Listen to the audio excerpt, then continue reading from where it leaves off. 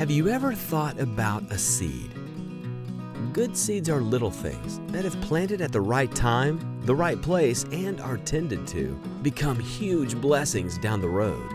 Whatever seeds you're sowing today, seeds for your future, for your family, for your faith, or for actual food, you're at the right place.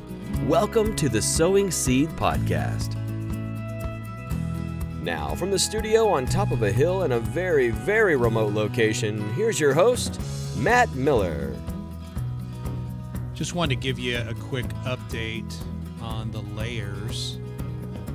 They have been in the garden or in residence here for about 6 weeks. They've all gotten to be pretty good size already. It's always fun to watch them grow each and every day and to see the amount of food that they consume, the amount of water, and to see how they change, what their feathers change to look like, etc., as they grow. We ended up moving a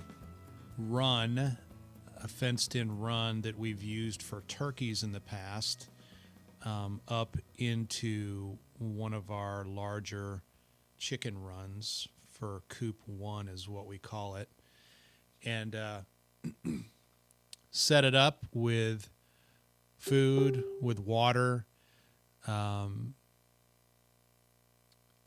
protection from wind and some cooler weather to begin with, and got all the birds put out on the pasture in that pen here a couple days ago.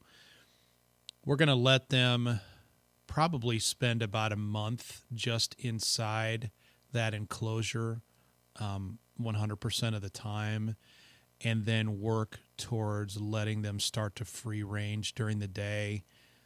One neat thing about chickens, for those of you that have never raised them before, is they like to come back to home as it gets dark every night. So unlike ducks and geese and other animals, guineas, that you have to corral if you can into their enclosure or coop every night, with chickens, they will go on their own, and after they've been in an enclosure or a coop for a while, just will naturally return to it each and every night.